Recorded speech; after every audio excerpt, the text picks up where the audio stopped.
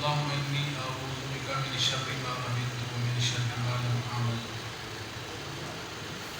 اللهم إني أعوذ بك من شر سمعي ومن شر بصري ومن شر لساني ومن شر قلبي ومن شر المريض. اللهم صل على محمد وأزواجه وذريته كما صليت على آل إبراهيم وبارك على محمد وأزواجه وذريته كما باركت على آل إبراهيم إنك حميد مجيد. أما بعد فإن خير الحديث كتاب الله وخير الهدي هدي محمد صلى الله عليه وآله وسلم تسليما كثيرا كثيرا وشر الأمور محدثاتها وكل محدثة بدعة وكل بدعة ضلالة. قابل سب احترام علماء کرام، بزرگوں، بھائیوں، نوجوان ساتھیوں،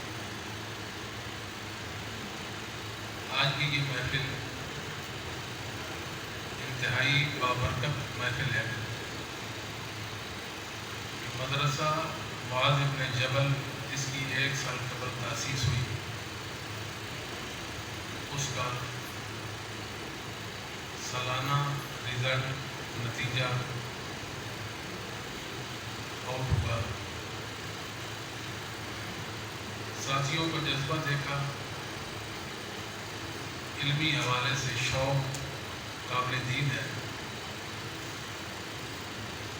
اللہ رب العالمین برکتوں سے نوازے اور علم نافع عطا فرمائے.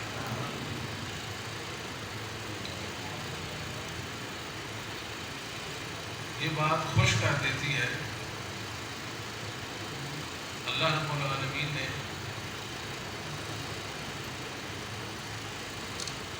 انسانوں کی تخلیق فرمائی،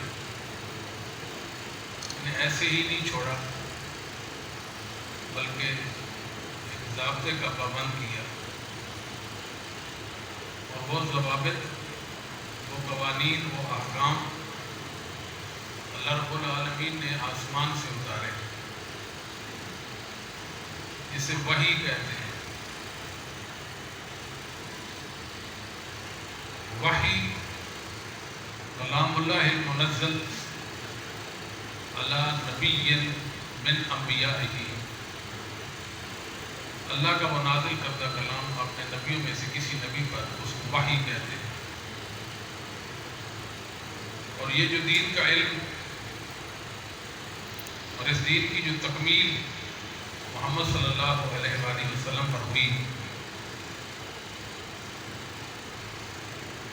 اور یہ جو علم نبوت اتارا گیا،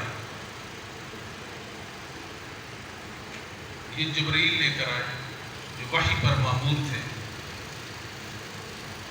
جبرائیل کی صفات، اوصاف قرآن کریم میں مذکور ہیں. ساتھ ساتھ لہو معقبات من بین یدیہ ومن خلفہ یحفظونہ من امر اللہ.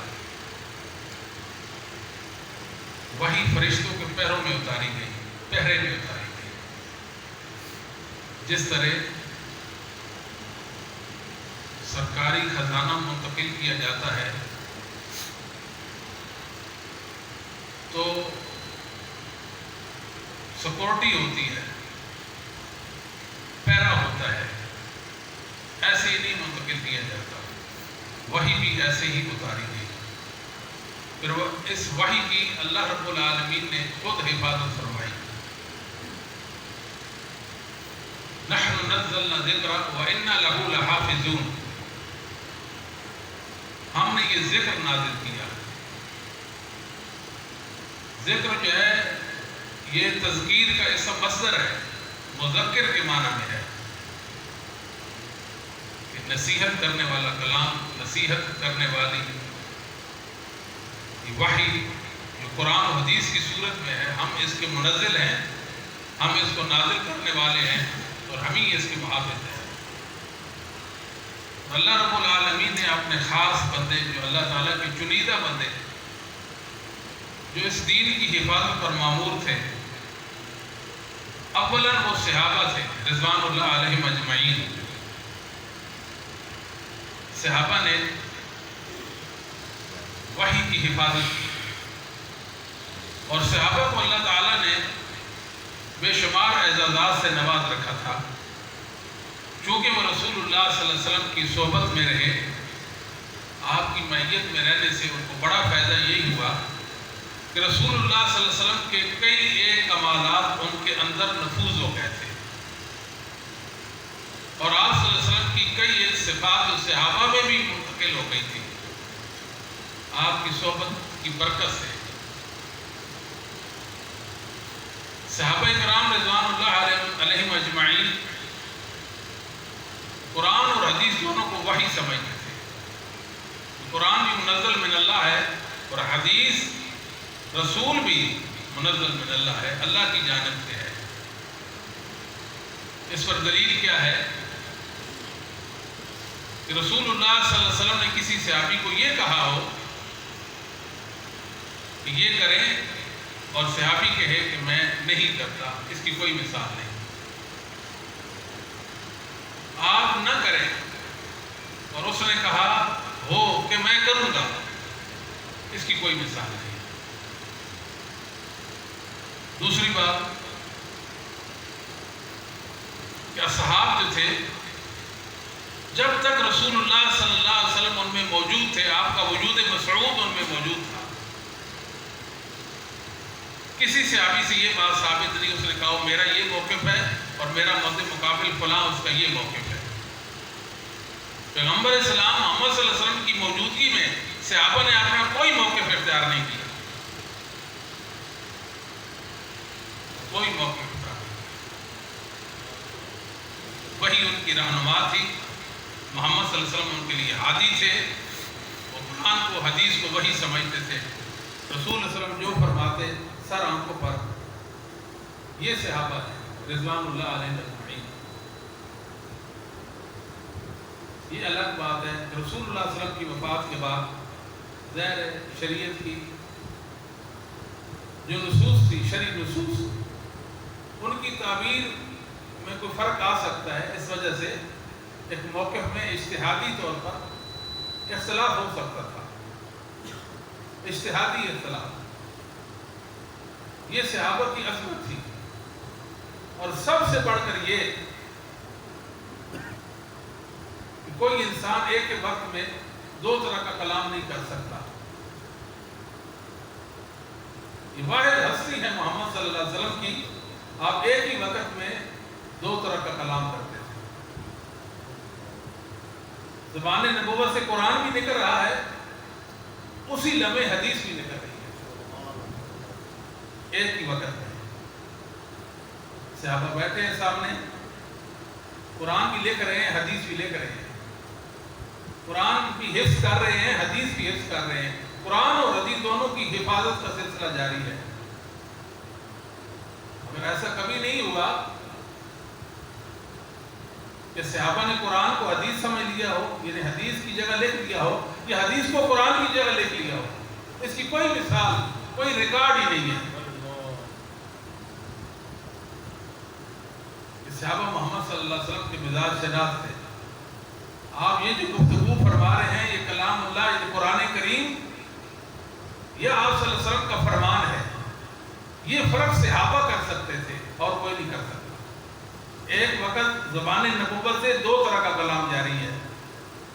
صحابہ سماعت کرتے ہیں مگر وہ گڑبڑ نہیں ہوتا.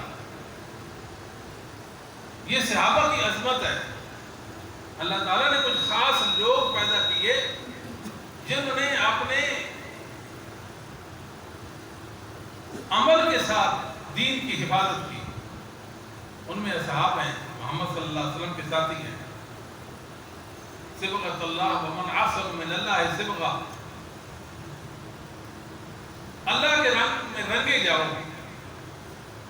اور اللہ کے رنگ سے بڑھ کر کون سا رنگ بہتر ہو سکتا ہے؟ احسن.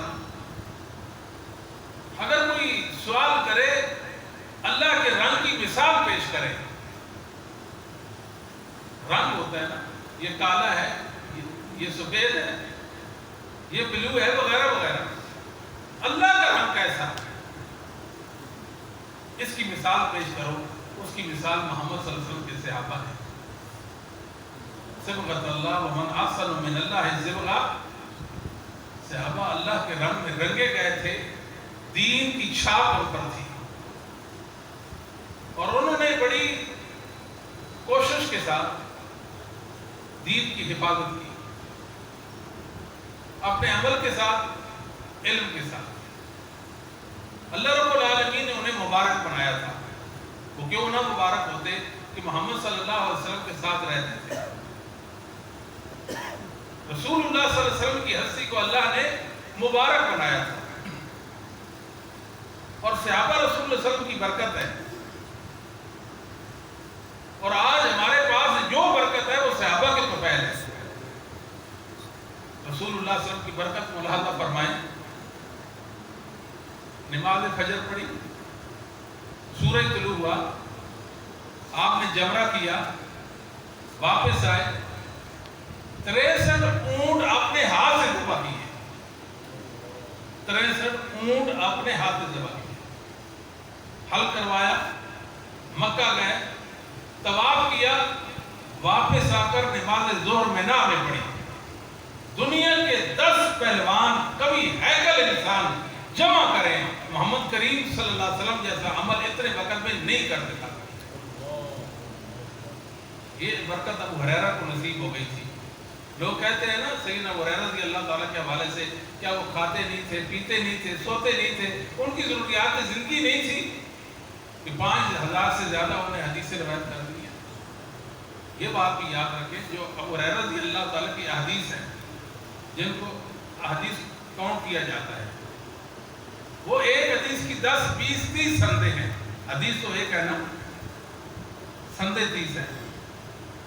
اور ان کو اگر سندوں کو حدیثوں میں شمار کر دیا جائے, یہ کل 1400 حدیثیں بنتی ہیں ابو ہریرہ رضی اللہ تعالیٰ کی.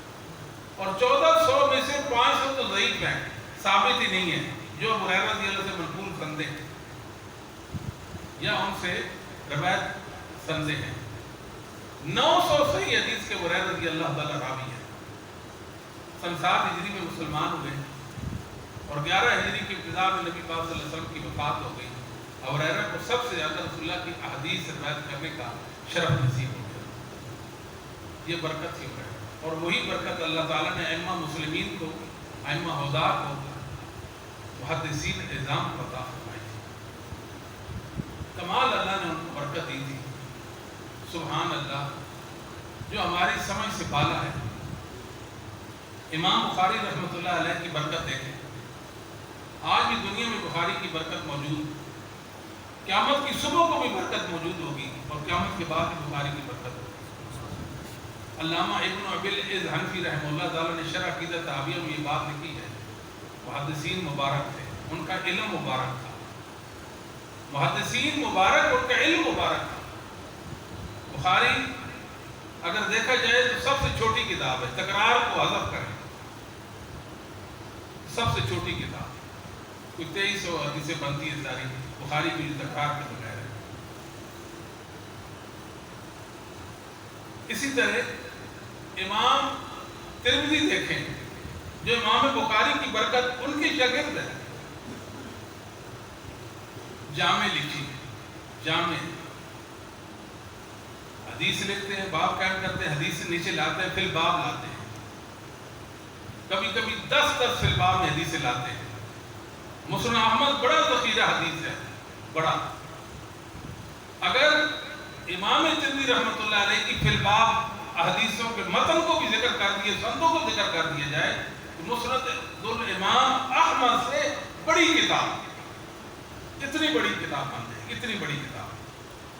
امام ترمذی اتنی سمودی, ایسے ہے کہ نہیں, اتنی بڑی کتاب کو, اتنی بڑی کتاب کو اتنی چھوٹی کتاب بنا.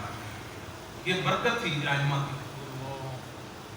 امام احمد بن حنبل رحمۃ اللہ علیہ کی مسند بڑی مسند ہے, مسانید میں سب سے بڑی مسند امام احمد کی ہے. دنیا میں 3 انسان ایسے تھے جنہوں نے مسند الامام احمد حفظ کر لی. ایک استاد ہے اور 2 شاگرد. استاد کا نام ہے ابن تیمیہ، شاگرد کا نام ہے ابن قیم ابن کثیر. تینوں کو مسند احمد حفظ تھی. آپ دیکھیں تفسیر ابن کثیر پڑھیں، ابن قیم کی کتابیں پڑھیں، ابن تیمیہ کی کتابیں پڑھیں، واضح نظر آتا ہے یہ لوگ مسند احمد کے حافظ ہیں. یہ برکت ہے، ائمہ کی برکت ہے، محدثین کی برکت ہے. امام اجلی رحمہ اللہ تعالی دواوین اسلام یعنی سیاہ ستہ میں ایک روایت بھی ان سے نہیں ہے، ایک روایت بھی نہیں ہے. امام یحییٰ ابن معین فرماتے ہیں تاریخ بغداد میں کہ امام اجلی احمد بن حنبل کے پائے کے امام ہیں. امام یحییٰ بن معین رحمہ اللہ تعالی نے زندگی میں کچھ نہیں لکھا، ایک حرف بھی نہیں لکھا. بیٹھے ہوتے، شاگرد پوچھتے اس حدیث کے بارے میں آپ کیا کہتے ہیں، اس راوی کے بارے میں کیا کہتے ہیں. آپ فرماتے جاتے اور ان کے شاگرد جو تھے نوکے قلم پر لاتے آپ کے علم کو، قلم و کرتاس کے حوالے کرتے. آج امام یحییٰ ابن معین کا علم اتنا حیثیت رکھتا ہے جرح و تعدیل کے حوالے سے. اگر امام یحییٰ ابن معین کا علم نکال دے جرح و تعدیل کا فن دھڑام سے نیچے گر جائے گا. یہ برکت کس کی ہے؟ یحییٰ ابن معین رحمہ اللہ تعالیٰ. اللہ نے محدثین نظام کو کمال کی برکت دی. یہ ایک موضوع ہے نہ ختم ہونے والا، لا متناہی سلسلہ ہے. یہ محدثین کے پاس برکت ہی برکت تھی، برکت ہی برکت تھی. آج بھی آپ دیکھ لیں کہ امام بخاری زندہ ہے کہ نہیں ہے. اللہ نے ان کو مانوی زندگی دی ہے. احمد بن حنبل زندہ ہے کہ نہیں ہے. امام مالک زندہ ہے کہ نہیں. امام شافعی زندہ ہے کہ نہیں ہے. یحییٰ ابن معین زندہ ہے کہ نہیں. ائمہ حدیث ایک ایک امام، حدیث کا امام محدث دنیا میں موجود ہے، زندہ ہے. اس کا علم بھی موجود ہے دنیا میں، اس کا عمل بھی دنیا میں موجود ہے. دین کے حوالے سے ان کی خدمت اور کوشش بھی زمین پر زندہ ہے.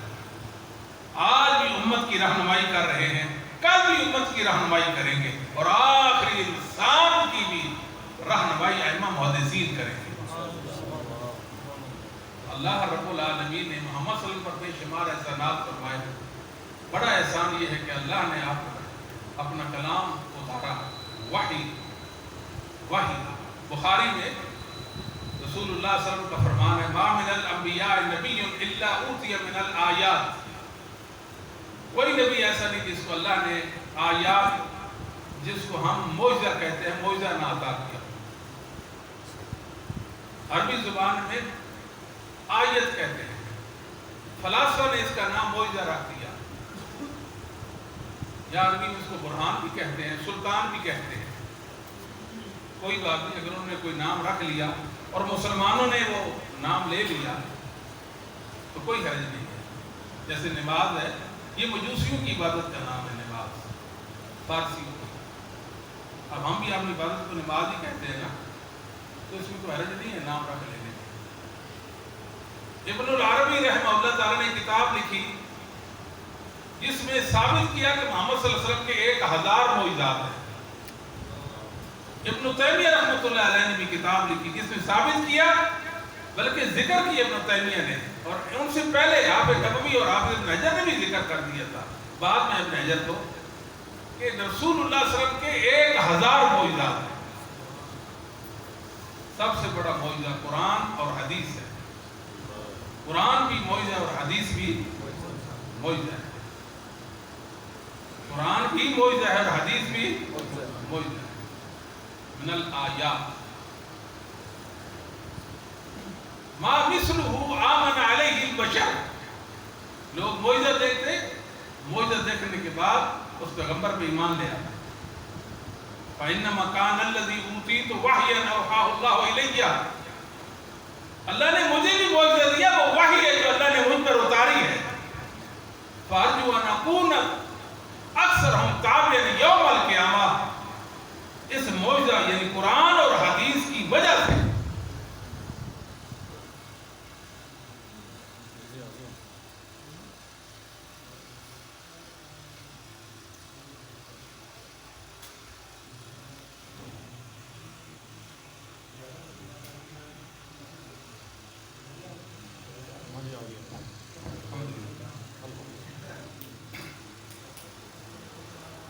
ان دو معجزوں کی وجہ سے، یہ جو آیات اللہ نے مجھے دی ہیں قرآن اور حدیث، ان کی وجہ سے روز قیامت سب سے بڑی امت میری امت کی کثرت تمام نبیوں سے بڑھ کر میری امت ہے۔ تو اللہ رب العالمین نے کچھ ایسے افراد پیدا کیے جنہوں نے قرآن اور حدیث کی حفاظت کی، قرآن کے الفاظ کی حفاظت کی، حدیث کے الفاظ کی حفاظت کی، قرآن کے معنی کی حفاظت کی۔ بات سمجھیں، قرآن کے معنی کی حفاظت کی، حدیث کے معنی کی حفاظت کی۔ ایک وقت آیا علم نبوت کے دشمن پیدا ہو چکے تھے، پوری شریعت کو مجاز پر معمول کیا۔ آج بھی جتنے منکرین حدیث ہیں، جتنے منکرین دین ہیں، ملحدین ہیں، زنادقہ ہیں، سارے کے سارے پوری شریعت کو مجاز پر معمول کرتے ہیں۔ جو مجاز سے بچ گئی تو کیا کرتے تھے؟ اس کی تعویل کر دیتے تھے۔ اٹھے ابن تیمیہ رحمہ اللہ تعالیٰ، وہ مرد مجاہد آیا، در و تعارض العقل و نقل لے کر مجاز اور تعویل کے دونوں بت گرا دیے اور ثابت کر دیا کہ شریعت حقیقت پر معمول ہے۔ بڑے بڑے حملے ہوئے شریعت پر، لوگوں نے علم نبوت کے مقابلے میں کتنے باطل علوم وضع کر لیے تھے۔ محدثین کے بھی دشمن پیدا ہو گئے تھے، علم نبوت کے دشمن بھی پیدا ہو گئے تھے۔ لوگوں نے قرآن و حدیث کو جنہیں ان کے ساتھ کھلواڑ کیا، قرآن کے ساتھ بھی حدیث کے ساتھ۔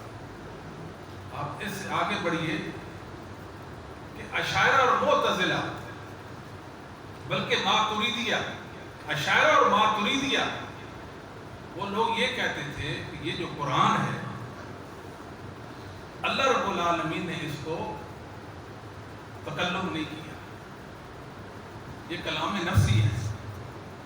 اللہ نے جبرائیل کے اندر اس کو منتقل کر دیا۔ یہ جبرائیل کے الفاظ ہیں جو مسلمان قرآن میں پڑھتے ہیں، جبرائیل کے الفاظ ہیں یا محمد صلی اللہ علیہ وسلم کے الفاظ ہیں۔ یہاں تک کہ اللہ رب العالمین نے یہ جو کلام کیا یہ صوت و حروف کے ساتھ نہیں کیا، اندازہ لگائیں، صوت و حروف کے ساتھ نہیں کیا۔ یہ الفاظ اللہ رب العالمین کے نہیں ہیں، جبکہ اہل سنہ کہتے ہیں یہ الفاظ بھی اللہ رب العالمین کے ہیں، معانی بھی اللہ کی طرف سے ہیں۔ یہ اہل سنہ والجماعت کہتے ہیں۔ عبداللہ بن مسعود رضی اللہ تعالیٰ فرمایا کرتے تھے، کتاب التوحید ابن خزیمہ میں ہے، اذا تکلم بالوحی سمع اہل السماء، اللہ جب وحی فرماتے تھے، وحی کا تکلم فرماتے، اللہ کے فرشتے وہ الفاظ سنتے تھے۔ اللہ نے قرآن کو صوت و حروف کے ساتھ تکلم کیا، ایک بدعی نظریہ، بلکہ اس کو کفریہ نظریہ بھی کہہ سکتے ہیں، جو اللہ کے کلام کے بارے میں اتنا باطل نظریہ، محدثین نے اس کا بھی ڈٹ کر مقابلہ کیا۔ امام بخاری رحمۃ اللہ علیہ نے صحیح بخاری کے آخر میں کتاب و توحید میں قرآن کریم کے کلام اللہ ہونے پر کہ اللہ نے اس کو تکلم کیا صوت و حروف کے ساتھ 25 ابواب قائم کی ہے، 25 ابواب قائم کی ہے۔ یہ بات ثابت کر دی قرآن اللہ کا کلام ہے، اللہ نے اس کو تکلم کیا۔ خلق و افعال العباد کے نام سے کتاب لکھی، افعالنا مخلوقہ، المکروہ المحفوظ و کلام اللہ لیس بمخلوق، خلق و افعال العباد کتاب لکھی، رد کیا ان لوگوں کا۔ ابن تیمیہ رحمۃ اللہ علیہ آئے، ابن تیمیہ نے ایک پوری مجلد، ایک جلد قرآن کریم کے حوالے سے، انسان پڑھے تو ورطہ حیرت میں آتا ہے کس طرح معتزلہ، اشاعرہ، ماتریدیہ، یہ گندے عقیدے والے جہمیہ جو ہیں اللہ کے کلام کے حوالے سے بری بات کرتے تھے۔ محدثین تھے، اللہ نے ان کو کمال کی ہمت عطا کی ہوئی تھی، ان کے باطل پر ڈٹ کر مقابلہ کیا، وحی پر پہرا دیا، قرآن و حدیث کے الفاظ اور معنی پر پہرا دیا۔ اس لیے محدثین اعظام ہمارے محسنین ہیں، ان کو اپنی دعاؤں میں یاد رکھا کریں. ہر نماز کے بعد امام بخاری کے لیے دعا کیا کریں, امام احمد بن حنبل کے لیے دعا کیا کریں, امام مالک و امام شافعی کے لیے, ائمہ محدثین کے لیے دعا کیا کریں. اللہ سے یہ بھی دعا کریں اللہ ہمارا عشر نعمہ کے ساتھ فرما دے, اور یہ بھی دعا کریں اللہ ہمیں ان کی برکت نصیب فرما دے, ان کے علم کا اللہ تعالی ہمیں محافظ بنا دے, اور ان کے علم پر اللہ بجا طور پر ہمیں عمل کی توفیق نصیب فرما دے. ان کی مخلصانہ کوششیں ہیں, اللہ نے رہتی دنیا تک انہیں باقی چھوڑنا ہے. متکلمین آ گئے تھے, متکلمین جو اہل سنت کے مقابلے میں سے اہل الکلام کہلواتے ہیں. ایک جھوٹا موٹا علم وضع کیا دنیا کے اندر جسے علم کلام کہتے تھے. محدثین اس علم پر تھوکتے بھی نہیں تھے, اس کی مذمت کرتے تھے, اس کو باطل گردانتے تھے, اس علم والوں کی مذمت کرتے تھے. یہ علم ہے ہی نہیں, یہ وحی کے رد میں, یہ شریعت اور دین کے رد میں علم وضع کیا گیا ہے. بڑے لوگوں نے ظلم کیے اسلام پر, بڑے ظلم کیے لوگوں نے. آپ حیران ہوں گے کہ قرآن کریم کے حوالے سے من چاہی تفسیریں کی, من چاہی جو جس کی جی میں آیا اس نے قرآن کریم کا معنی اور مطلب لیا. حیرانی اس بات پر ہوتی ہے, لوگ سمجھتے ہیں کہ فلاں قرآن کا حافظ ہے, اس نے اتنی بڑی تفسیر لکھی ہے. وہ تفسیر نہیں ہے. تفسیر وہ ہے جو صحابہ سے منقول ہے,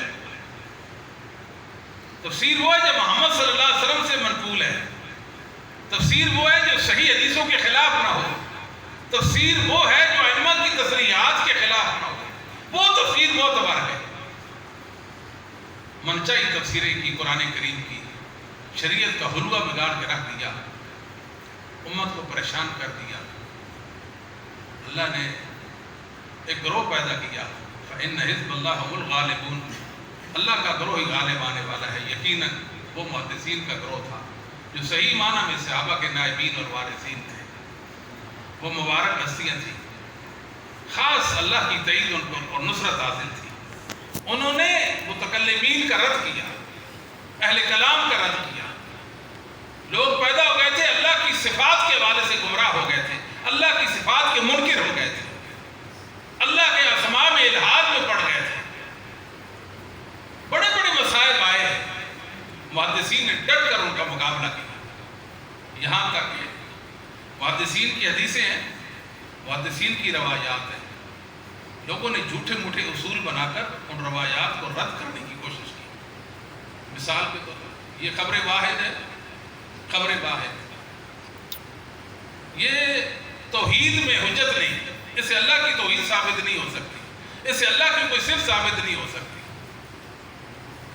اچھا جی یہ قطعی دلالہ ہے, یہ قطعی الاثبات ہے,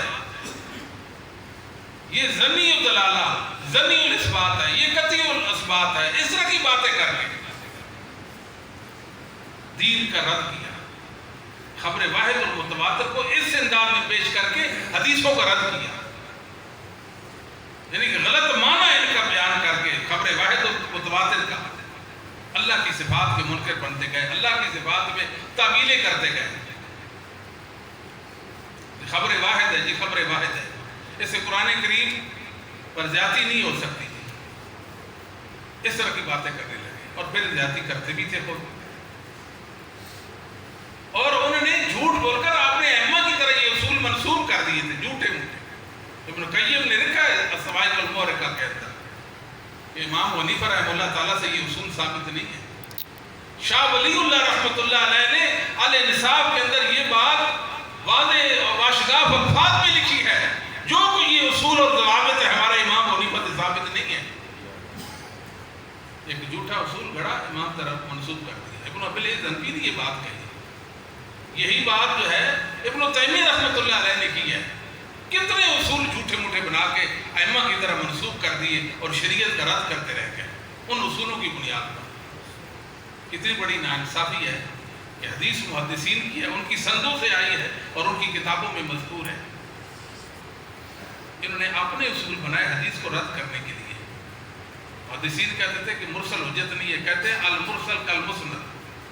کیسا دین ہے جی جو محدثین کے مقابلے میں ہے؟ کیسی بات ہے؟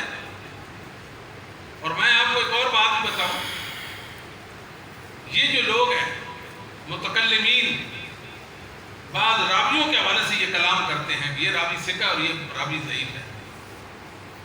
جب آپ محدثین کے علم اور عمل پر، ان کے عقیدے پر نہیں ہیں، آپ کو کوئی حق نہیں ہے کہ محدثین کے اس علم کو لے کر کسی راوی پر حکم لگائیں۔ یہ خیانت ہو رہی ہے دنیا کے اندر، خیانت۔ پہلے محدثین کے عقیدے پہ آؤ، ان کے مسلک پہ آؤ، ان سے عقیدت، محبت اور وابستگی کا اظہار کرو، ان کے ہو جاؤ، ان کے خوش چیز مان جاؤ، اس کے بعد ان کا علم لے کر امت کے سامنے پیش کرو۔ ان سے دشمنی بھی کمائی، ان سے جدا ہو کر ایک مذہب بھی گھڑ لیا، علم نبوت کے مقابلے میں علم کلام وضع کر لیا، محدثین کے علم کو، ان کے دین کو گرانے کے لیے اپنے اصول وضع کر لیے۔ کتنی خیانتیں کر دی، کتنی خیانتیں کر دی، ایسے ایسے اصول بیان کیے، انسان دنگ رہ جاتا ہے۔ محدثین کہتے تھے کہ دو متعارض مختلف حدیثیں ہوں، سب سے پہلے تطبیق ہوگی، پھر نسخ ہوگا، پھر ترجیح ہوگی اور پھر توقف ہوگا، 4 صورتیں۔ یہ محدثین کے نتیجے۔ یہ کیا کہتے تھے؟ یہ کہتے ہیں پہلے نسخ ہوگا، پہلے نسخ ہوگا، پھر تطبیق ہوگی۔ ہر کام الٹ اصول، جھوٹے موٹے اصول بنا کر شریعت کا رد کرتے رہے گئے۔ اللہ تعالیٰ محدثین نظام کو جزائے خیر دے۔ ایسے انہوں نے پختہ اصول وضع کیے کہ ان کے توڑنے سے وہ نہیں ٹوٹے، اور ان کے جھوٹے موٹے اصول ان کے اصولوں کے مقابلے میں دب توڑ گئے۔ الحمدللہ صحیح دین آج بھی مسلمانوں کے پاس موجود ہے۔ امام بخاری کا علم آج بھی دنیا میں موجود ہے، اور کا عمل بھی دنیا میں موجود ہے۔ امام بخاری کی کوششیں، کاوشیں بھی زمین پر موجود ہیں۔ آج بھی امام بخاری امت کی رہنمائی کر رہے ہیں، جس طرح اپنے دور بھی کرتے تھے۔ احمد بن حنبل آج بھی امت کی رہنمائی کر رہے ہیں۔ امام مالک اور امام شافعی، دیگر ائمہ حدیث، ائمہ اہل سنت والجماعت آج بھی امت کی رہنمائی کر رہے ہیں۔ یہ ان کی برکت ہے، یہ ان کا خلوص ہے کہ لوگ آج بھی ان سے ہدایت پا رہے ہیں۔ بھولی بڑھ کی مخلوق آج بھی اپنے رب کی معرفت حاصل کر رہی ہے، انہیں اپنے رب کے بارے میں علم حاصل ہو رہا ہے۔ کتنے عظیم لوگ تھے وہ، ہم ان کے وارث ہیں، وہ ہمارے ہیں۔ میرے بھائیوں، ہم تو اکیلے تو نہیں ہیں نا۔ عبداللہ بن مبارک رحمہ اللہ فرمایا کرتے تھے، میں اکیلا تو نہیں، میرے ساتھ اسلاف ہیں امت کے، اکیلا نہیں ہوں، میرے ساتھ اسلاف کا علم اور عمل موجود ہے۔ اور رک کر ایک اور بات میں آپ کو عرض کروں، دنیا میں جتنے بھی فتنے پھوٹے ہیں، جتنے بھی گمراہ سلسلے پنپے، جتنے بھی فرقے بنے، گمراہ اور ظالم اور باطل فرقے بنے، کیوں بن گئے؟ وجہ کیا؟ وہ صحابہ محمد کو پیش نہیں کرتے تھے صلی اللہ علیہ وسلم۔ صحابہ محمد کو پیش نہیں کرتے تھے، قرآن پیش کر دیتے تھے، حدیث پیش کر دیتے تھے، قرآن کی منچائی تفسیریں، من پسند مطلب لے لیتے تھے، حدیثوں پر اپنا من ان کو پہنا دیتے تھے۔ محدثین کہتے صحیح ہے، وہ کہتے تھے صحیح ہے۔ یہ اتنے نالائق کے بیچارے علم سے کورے ہیں، ان کو محدثین کی بد دعا لگ گئی ہے۔ یہ محروم لوگ، ناکارہ لوگ ہیں۔ اہل حدیثوں تمہیں مبارک ہو، اللہ نے آپ کو اپنے اولیاء کا دوست بنایا ہے۔ آپ محدثین کے مسلک پر ہیں، جن کے پاس وحی کا علم اور وحی کے جو پیرادار ہیں۔ ہم کو اکیلے تو نہیں ہیں، ہمارے ساتھ محدثین ہیں، ہمارے ساتھ محدثین ہیں، ائمہ دین ہیں۔ جتنے بھی گمراہ فرقے آئے، کیوں پیدا ہو گئے؟ انہوں نے اصحاب کو پیش نہیں کیا۔ اگر وہ صحابہ کو پیش کرتے تو ان کی گمراہی نہیں پنپ سکتی تھی۔ مرزا قادیانی آیا اپنی نبوت پر، اس نے 30 آیات پیش کر دی۔ کیا 30 آیات سے وہ نبی بن جائے گا؟ علی رضی اللہ تعالیٰ کو خارجی کافر کہتے تھے، ایک گروہ تھا خارجیوں کا جو علی رضی اللہ تعالیٰ کو کافر کہتے تھے کہ علی کافر ہے، اور علی رضی اللہ تعالیٰ کا کفر علیہ باللہ قرآن سے ثابت کرتے تھے۔ نامرادی دیکھے ہوگی، کتنے ظالم تھے. ان الحکم الا للہ آیت پڑھتے تھے. سیدنا علی رضی اللہ تعالیٰ بھی بڑے زیرک تھے. ان خارجیوں کے ساتھ مناظرہ کے لیے عبداللہ ابن عباس ترجمان قرآن حبر امہ کو بھیجا. عبداللہ بن عباس گئے, خارجیوں تم کہتے ہو علی کافر ہے, ان الحکم الا للہ پڑھتے ہو, میں مہاجرین و انصار کی طرف سے آیا ہوں. مستدرک اور معجم کبیر طبرانی کی صحیح سند سے روایت کروں, میں مہاجرین و انصار کا نمائندہ ہوں, میں مہاجرین و انصار کی طرف سے آیا ہوں. یہ آیت انہوں نے پڑھی ہے یا نہیں پڑھی؟ جی پڑھی ہے.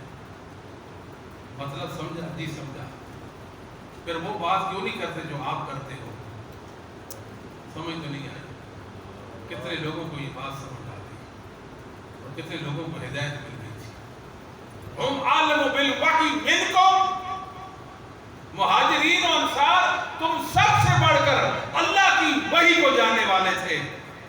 وحی کا یہ مطلب نہیں جو تم لے رہے ہو. اگر یہ مطلب صحیح ہوتا, مہاجرین و انصار یہ مطلب لیتے, ان کا یہ مطلب نہ لینا دلیل ہے کہ تم غلط اور صحیح تھے. انہوں نے قرآن کو سمجھا اور تم نے نہیں سمجھا. اگر وہ مہاجرین و انصار کو پیش کرتے تو آپ نے اس برے فتوے سے باز آ جاتے کہ نہ آ جاتے؟ ہر گمراہ, ہر ظالم نے قرآن پیش کیا ہے, ہر ظالم نے قرآن پیش کیا, ہر ظالم نے قرآن پیش کیا ہے. علی رضی اللہ تعالیٰ فرمایت کرتے تھے کلمۃ الحق ارید بہا الباطل, قرآن حق ہے, مراد باطل, مراد باطل. ایک عرصہ پہلے کی بات ہے, ایک دفعہ قرآن میں ریکارڈنگ میں نے یہ کہا اگر 1000 آیات بینات ہو,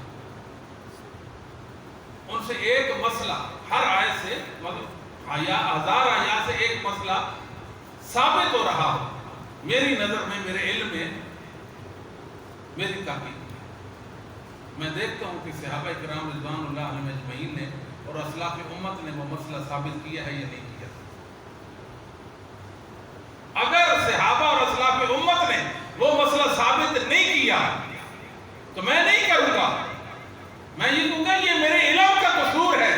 اگر وہ مسئلہ ثابت ہوتا, اصحاب محمد اور اسلاف امت ائمہ اسلام زیادہ حقدار تھے, وہ مسئلہ ثابت کرتے. لوگوں نے کہا جی لو امن پوری صاحب ہی تقلید کی بات کرتے ہیں, تقلید کی بات کرتے ہیں. یہ تقلید کی بات نہیں, یہ اللہ کی وحی کی بات ہے. وحی کی تعبیر پیش کرنے کا کس کو حق ہے؟ یہ تو صحابہ کو حق ہے, صحابہ کو حق. نبی کریم گویا ہوتے ہیں, وہ اللہ کے دین کو محفوظ کر, نبی پاک کو عمل کرتے دیکھا, فرماتے ہوئے دیکھا. شریعت کے نزول کے گواہ ہیں, شریعت کے راوی ہیں, ان کا حق بنتا تھا.